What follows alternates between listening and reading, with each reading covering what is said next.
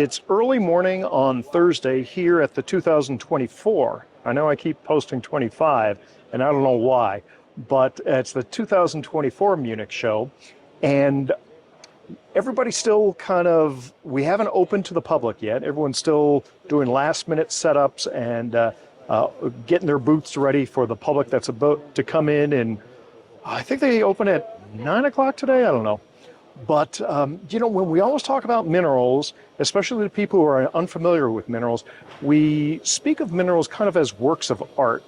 And so we're going to go visit a booth right now that has taken that concept of minerals as a work of art and kicked it up to the next level.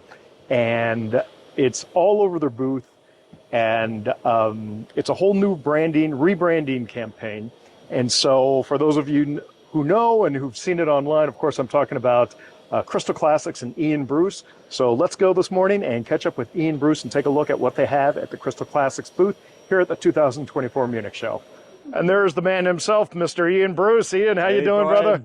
Welcome to Munich. Good to see you, man. Hey, here we are. Hey, you are always doing such an incredible job of designing the booth. You had this really neat kind of mineral theme last few years. And now, we're just talking about mineral art. Here you've really kicked it up to the next level. I love all these new images that you've done.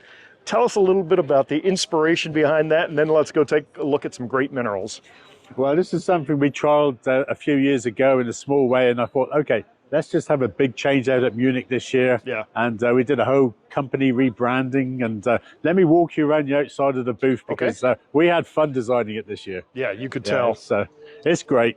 So it's just some of the nice things we've had. Some of them we have now in stock. Some of the specimens are things we've sold in the last few years. This bonitoite was one that we sold to Fabian Wildfang here in Germany. That's a great piece. A nice Opu mine, Japanese. Look at this, Japanese rhodochrosite. We have that here on the booth, and we'll be showing you this specimen in a little while. Dynamite. This is an Allura mimetite that I picked up in Australia a few months ago. Beautiful thing. I love it, and I love highlighting these literally as pieces of art with classic, the gold gilt frames in it. And look at now, this. Who's this guy here? Look at this. This is one of our customers. He knows who he is. Yeah. Staring at the fluorite there. This I'll be showing you soon. This is from China. Beautiful, beautiful, beautiful little mushroom. It's our little Chinese calcite mushroom. Chinese vesaliite. And this is our Crystal Classics rebrand. Crystal Classics. The art to find minerals. The art to find minerals. Look at that. I love it. We'll be showing you this little specimen in a minute. This is from Brazil, from Colonel Mota, one of our new ones. So this side of the booth, as normal, we have all our great classic minerals. So slightly different look. Lots of specimens in the drawers. We bring about 12,000 specimens here to the Munich show. That's amazing. Which is, it's a ginormous undertaking, but it's what we're known for. And that's the thing. Throughout the show, I mean, we're real early right now, so the public hasn't come in, but you have people pouring through all of these drawers looking for the next treasure, and then you guys are constantly restocking it. We buy more collections than just about anyone else worldwide, and it's the amount of specimens that sell during a Munich show is really quite shocking. So where do they all go? Yeah.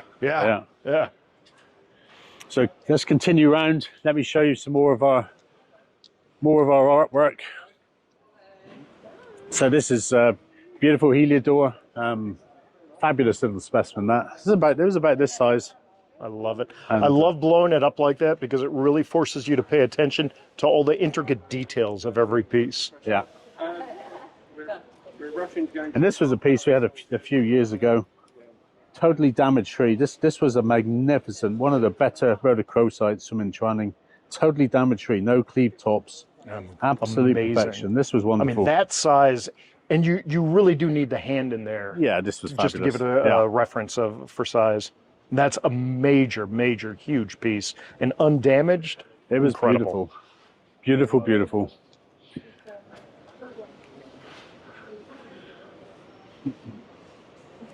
This is one of my all-time favorites. We sold this a few years ago. This is from Pribram. Native silver from Pribram, Czech Republic. It's about this size. and just a magnificent. How could you design that? What a magnificent specimen. That is mineral art, even for natural Pribram silver. Yeah. That is just, I mean, the way just it an flows exquisite and the thing. oh, Just terrific. exquisite. We're going to be showing you this little specimen soon. This is the La Collada Spanish fluorite. Beautiful colors. It's fantastic colors. So let's go and show you the real rocks. Okay.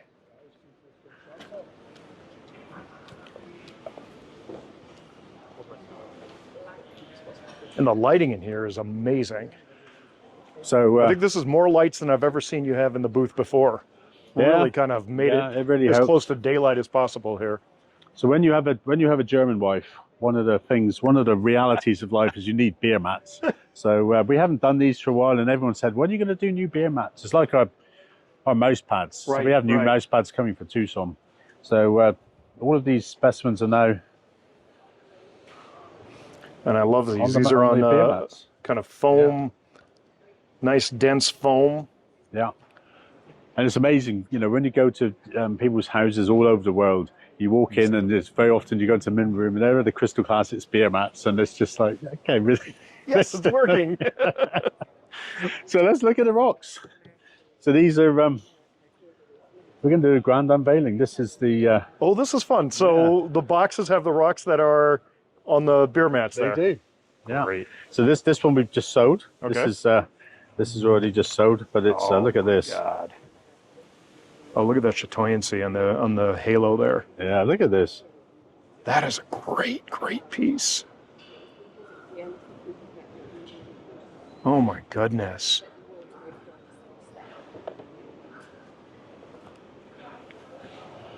And then let's go to the rhodochrosite. This is Now, lovely. give me the locality of this. The Congo. Yeah, it's from Congo. Yeah. When did this come out, though?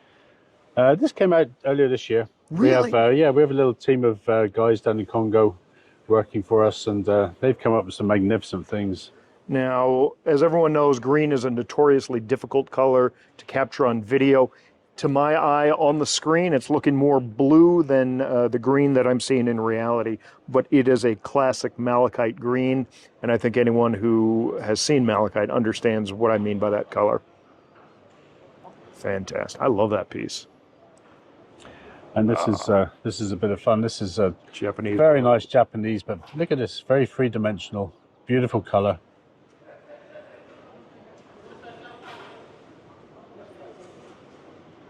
Yeah. That is superb. And this is lovely. This is my little Chinese calcite mushroom. Just a lovely thing. Yeah. That's great. Look at that. Nature at its best. Sorry, I was distracted by a kiss I just got on the neck. Run away, Crystal. It wasn't me.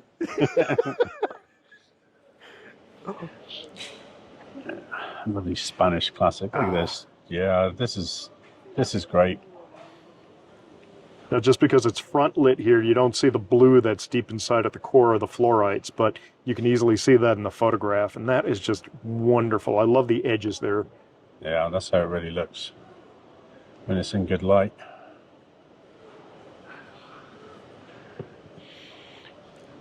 I love the fact that we're able to see the actual pieces with the photographs on the beer mats here. This is stupendous. Yeah, these we gone. And again, this needs top lighting, but that's how it looks. Yeah, most tourmaline benefit a lot from kind of backlighting to bring the colors out. And you could obviously see that there's the same piece, not really Photoshopped, but if we had the light behind there, you'd see that indigo blue tip or termination. Dynamite. Yeah, it's a little bit of fun. So should we look in the cases? Okay. What do we have? What do we have? Let's start with some of our new finds. Well, I've been promoted this year. I've even got my own key to the cases. That's dangerous, man. Very dangerous. You know that's going to be revoked from you in about an hour. No, I'll lose it. Well, someone will take it from you and then act like you've lost it. Yeah, so as I said, we've got a good little team of guys down in Congo. This is something really nice. These are primary malachite crystals growing on quartz, which is lovely. Brand new find. This is from Mindingi mine in Kambovi district of DRC. Wow. Small find. We were hoping to be more. These came out about a year ago, and we were waiting and waiting for more to come, but nothing more came. So we think that might be the end of it. It looks like it. Yeah, it's typical. You get these great little finds of something magnificent, and then that's it. Okay, but of that pocket, how does this particular piece rank with others that have come out? This is probably the best. The big one. One of the best ones. Yeah. And for some, that size is a little bit too much, but superb piece. I mean, I love this piece. I love the kind of the aesthetics of this piece. But they're both spectacular pieces. And you've got another piece here. Yeah, look at the luster on these things. That's just amazing. Malachite's a common mineral, but very rare to get crystallized in the primary malachite form. So we're very happy to get those. That was a good little find. That's wonderful. This was another small find. Always very popular. Beautiful combinations of the slightly ferruginous barite growing on the botryoidal green malachite. Just lovely combos. So again, new find? New find, yeah. Small pocket, but just exquisite. Yeah, I love it. You know, so often what we see is things being recycled out of old collections. And so for me, whenever we get to see a new find, that's the real excitement. Yeah. Well, as you know, we've got little teams of miners and guys literally on every side of the planet now, and that's why we're always so busy. We've got new finds coming in from everywhere. This is lovely. These are really nice. You've got this saccharoidal quartz growing over the malachite and the probably cuprite or goethite there, limonite. I love that sugary coating of the quartz. Just beautiful, beautiful things. Yeah. Very few good ones, but the good ones are just lovely. So we'll have some more of those at the Tucson show at the Tucson Fine Mineral Gallery in a few months. It won't be long now. God, the price you have on that is an amazing price. Yeah, no, we priced them very reasonably. Again, it's our own production, so we're able to sell them fairly cheaply, which is nice. Yeah. You know, we're not having to overpay for them, so we can sell them cheap. So these are popular.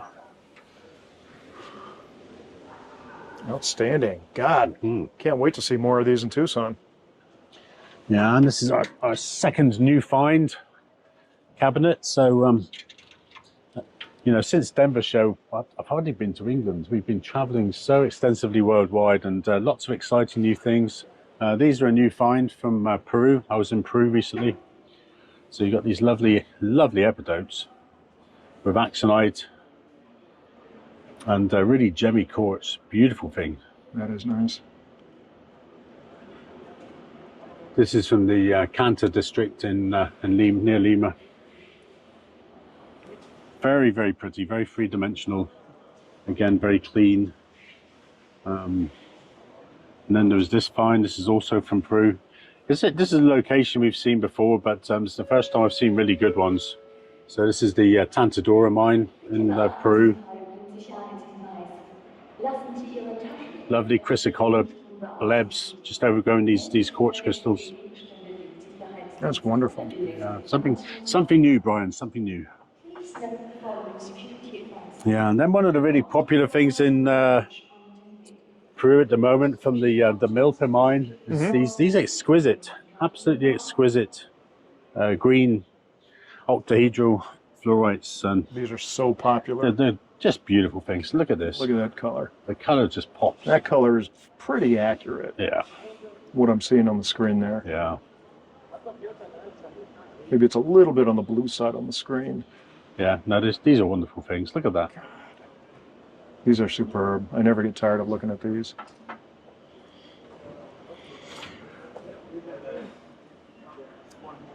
That's a nice suite that you have here. Yeah, look at all now the this one seems a lot. It's got a little bit more yellow in the fluorite than these. Am I seeing that correctly? Yeah, there seems to be quite a color variation there. and I think it's one of the real classic finds of the last 10, 20 years. It's you know, you could almost collect just by shades of green here. Yeah, it's true. It's true. And these are fun. These are something we've seen before, but it's the first, and you know, they're not expensive. Just a nice little batch of Chow Sedney Soon After Anhydrite. Look at that. Fun. Beautiful, beautiful, beautiful, beautiful. I love that Not we're seeing more and expensive. more stuff from Peru lately. Yeah, Yeah. yeah. Peru's one of the great mineral producing provinces on the planet. So, and this is something we picked up in Australia. There was a small new find of these crystals of brucite. Wow. You know, it's from the Avery, very small pocket, but look at these crystals. Great color, all nicely terminated. Now, we've seen a lot of the brucite coming out of Afghanistan that are more kind of botryoidal and a little bit more yellow. This has, it's got a little bit more orange in it, but completely different Totally different. crystal. Yeah. So I was very pleased to get those. It's That's always fun. good to get something you've not seen before. Yeah. Yeah, and we'll finish off this cabinet with a look at these. These are from our own little mining project down in Sierra Rica in Mexico. Jerry, our geologist down there, has been running this project for us. These are great. Just beautiful, beautiful things. Quartz crystals coated with these little micro azurites and some little cerusites on there as well. That is absolutely stupendous. Aren't they lovely? Look at it glitter. You can literally call that a happy mineral. Yep. And again, very nicely priced, not expensive, and you know, some of the little balls are great.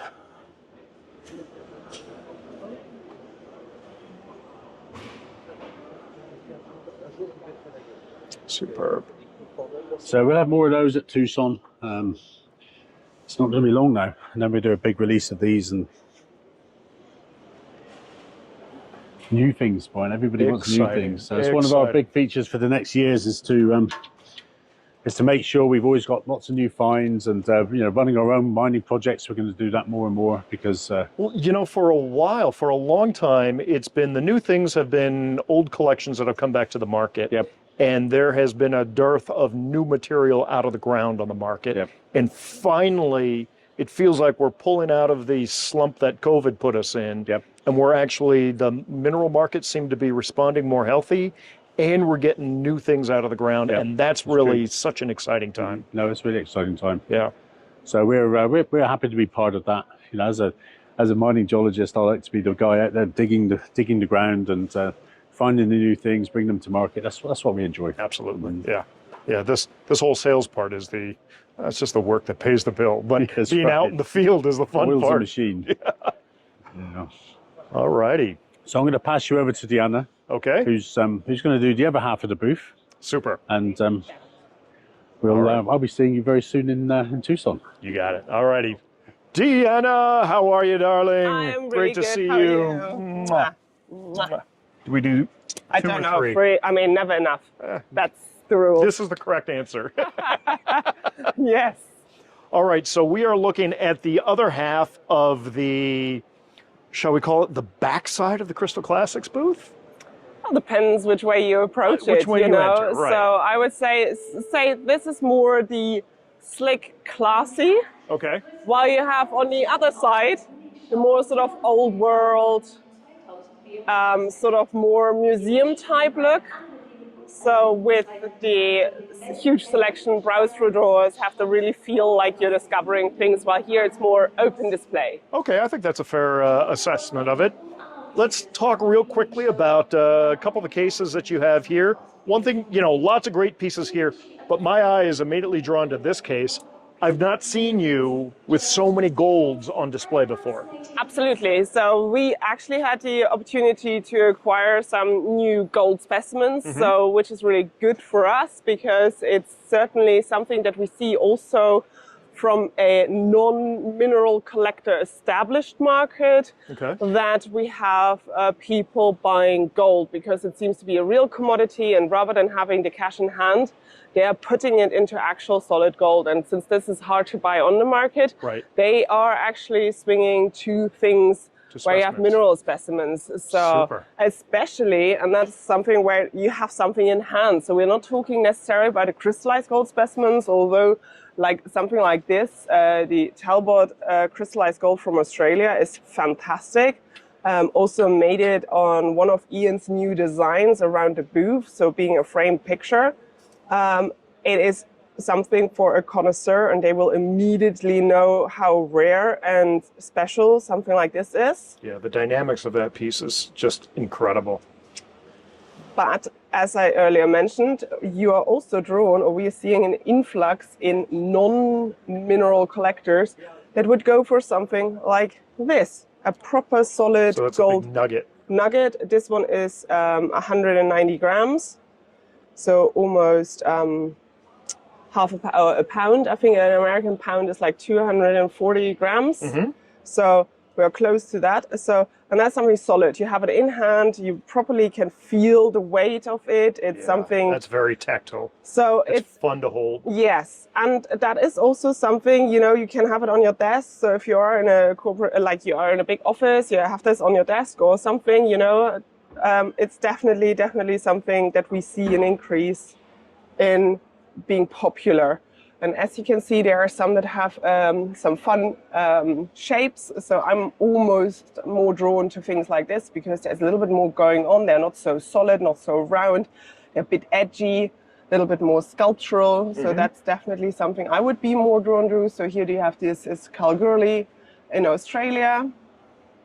Or here again, one of those really solid ones that you can have. Being in Europe, we also have a huge selection of Romanian golds. I love the Romanian golds. So wherever you look, so here is probably one of those classics with matrix, but as you can see, it's a very different look. Yeah. And that's always something we get asked a lot. Why does gold look so different? Why is some lighter, some is more sort of has an orange tone? And that's simply depending on how much silver, so the more silver you have in there, the lighter it looks. While if you have a reddish tone to it, then there's just simply a little bit more percentage of copper within the gold. So, and I love it. You've got such a variety of different shapes of the gold here, as you were saying, that it really, it speaks to anyone who's interested in collecting gold. And very, very comprehensive price levels as well. So if you just want to have a little token of, hey, I have actual natural gold, so you can really go in the sort of mid-hundreds or low thousands, or you can really splash out and treat yourself to a statement piece that ranges a little higher.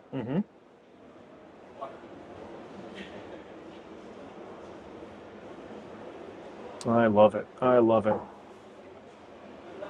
You guys seem to, again, have a strong focus on gold right now, and I hope to see more gold pieces in Tucson.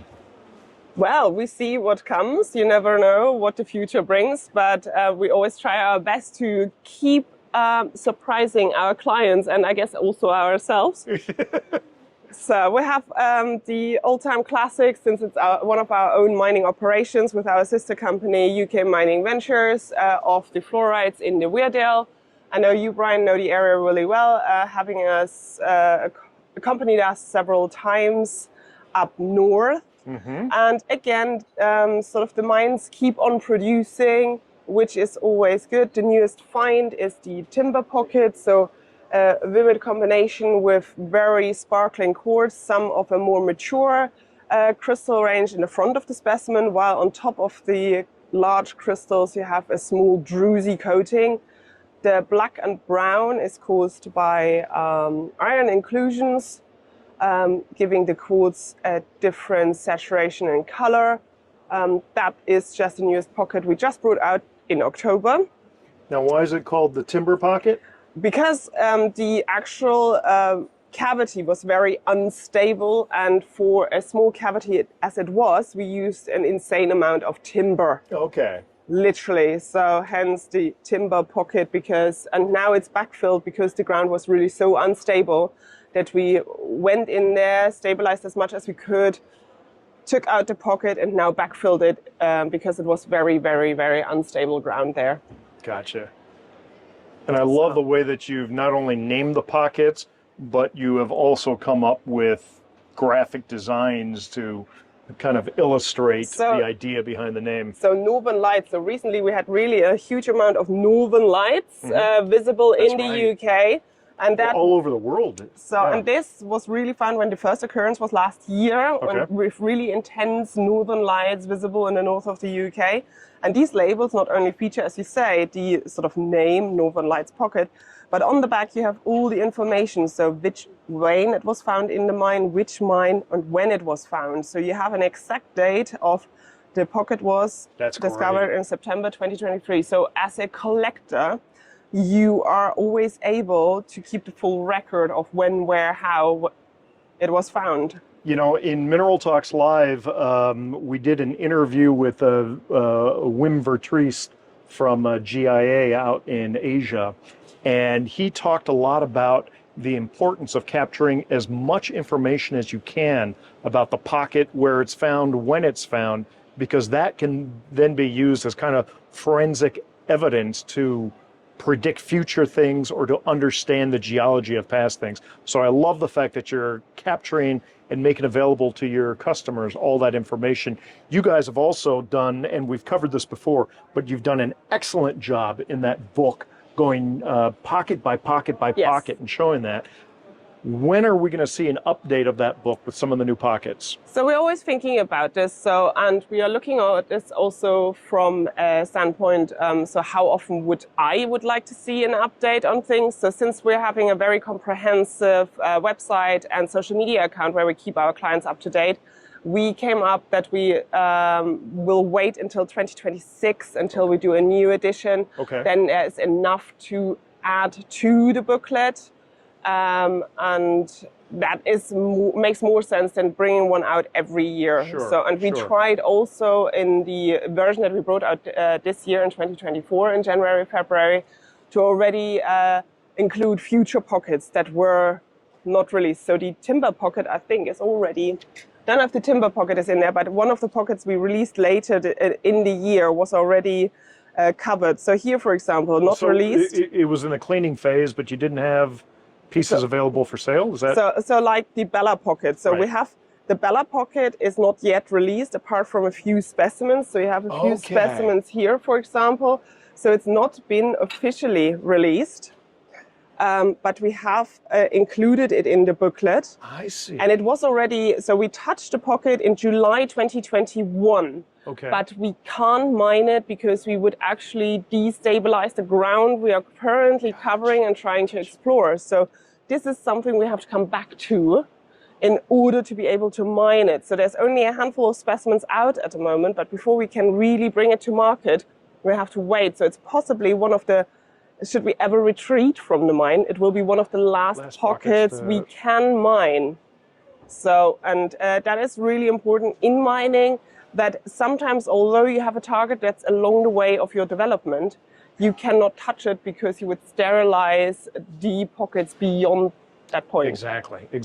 That's interesting. I didn't know that there were pockets that were covered in the book that haven't been released to the market yet. That's a very interesting aspect to have learned about. And then obviously Bella pocket, due to the fact that it's Bella. So named after the real boss of Crystal Classics. Absolutely. She's running the show behind the scenes always.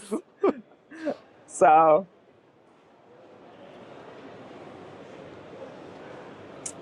right. So that was certainly dipping our toes into one of our mining projects. Then fluorides make sense to continue on with fluoride cases because, again, it is a very collectible species of mineral. It's very broad available, so from multiple countries in all the colors you can imagine. So I think fluoride is a very collectible specimen and species when you're starting getting into minerals. It is still, in the comparison to, say, gem minerals, a very affordable mineral to collect and getting into minerals. And therefore, it has gained huge popularity. And on our shows, we're doing monthly live shows on Instagram, fluoride has been proven to be one of the most popular shows that's always tuned into by our clients because of the price points. So, and then we're trying to always theme it after location. So we have a lot of the American classic localities, sort of when you're looking Ohio fluorites or you're looking at the German localities, that is hugely popular. And although we're seeing here is a worldwide mix in both cases, so I just opened one.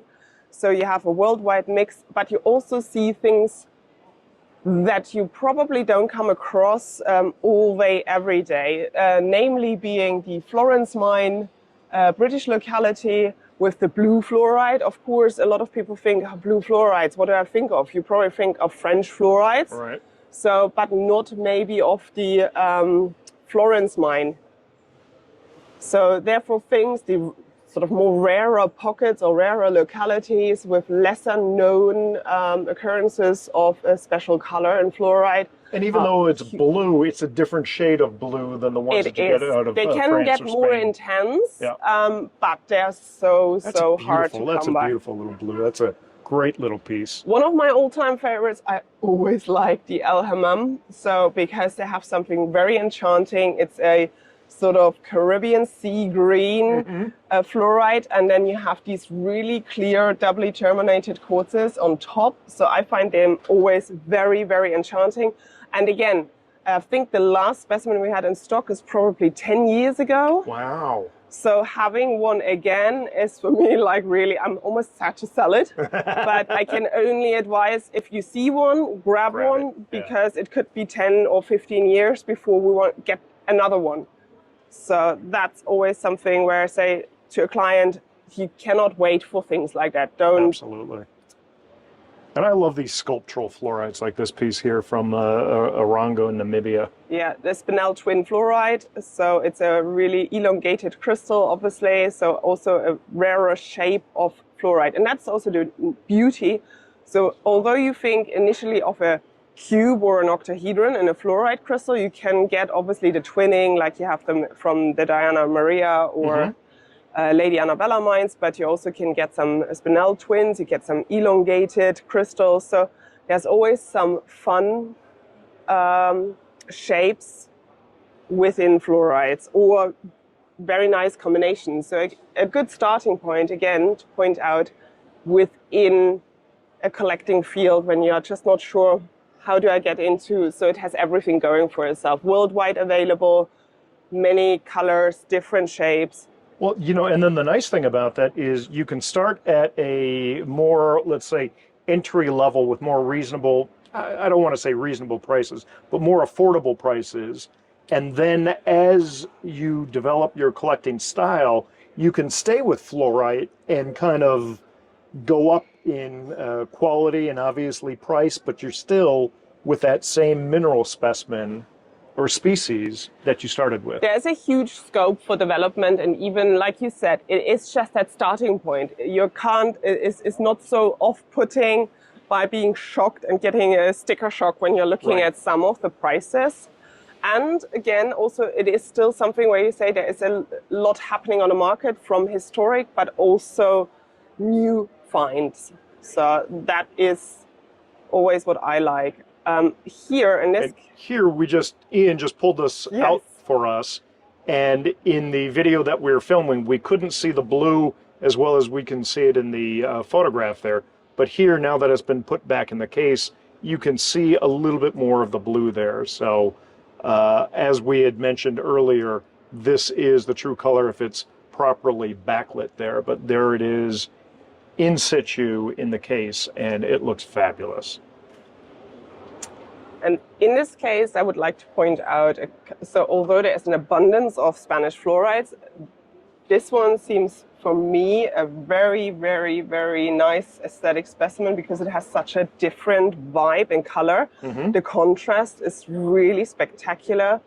So for me, having this little vuggy composition with those three sort of intergrown crystals that are sort of almost like blowing in the wind in that little cavity, sort of a little bit angled to the left-hand side. Yeah. It's just something very, very, very nice and different to look at. I love the way that it's presented like that. And another new things that I wanted to put out as a new find. So Ian has been traveling so crazily this year.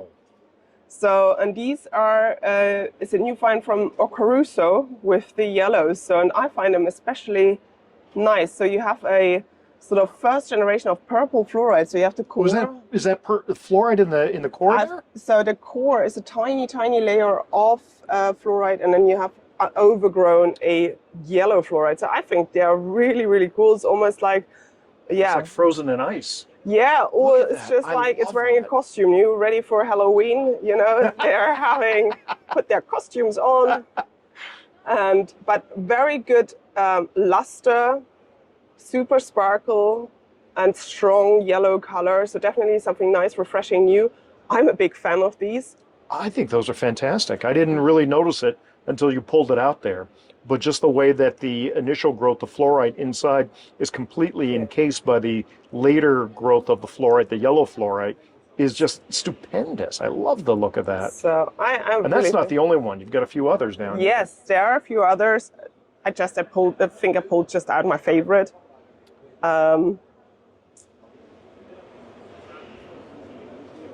Those are so cool.